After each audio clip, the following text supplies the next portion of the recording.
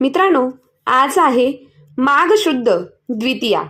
माघ शुद्ध द्वितीयेचा तो पवित्र दिवस ज्याला धर्मनाथ बीज म्हणून ओळखले जाते. नवनाथ परंपरेत धर्मनाथांची कथा अतिशय अद्भुत आहे. ही कथा सुरू होते मच्छिंद्रनाथ आणि गोरक्षनाथ यांच्यापासून. एकदा हे दोघे आपल्या सद्गुरू दत्तात्रय प्रभू यांना भेटण्यासाठी गिरिनार पर्वतावरती गेले. 6 महिने गुरुकृपेने राहिल्यावर त्यांनी लोककल्याणासाठी तीर्थयात्रेची परवानगी मागितली आणि प्रयागकडे निघाले. त्यावेळी प्रयागमध्ये त्रिविक्रम नावाचा राजा राज्य करत होता.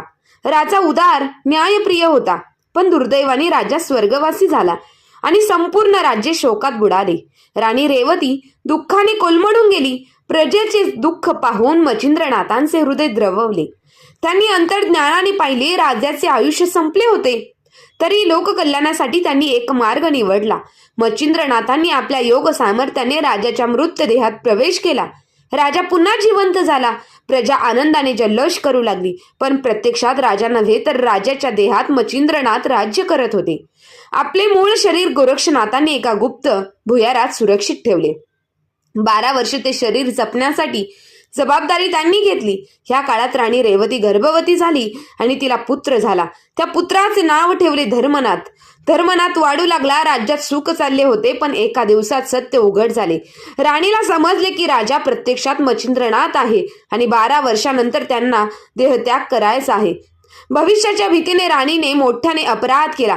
मच्छिंद्रनाथाचे मूळ तिने शरीर नष्ट केले. ही घटना कैलासावर पोहोचली. शिवशंकराच्या आज्ञेने मच्छिंद्रनाथांचे अवशेष सुरक्षित ठेवले गेले. गोरक्षनाथांनी अपार पराक्रम करून ते परत मिळवले. 12 वर्षांची मुदत संपली आली.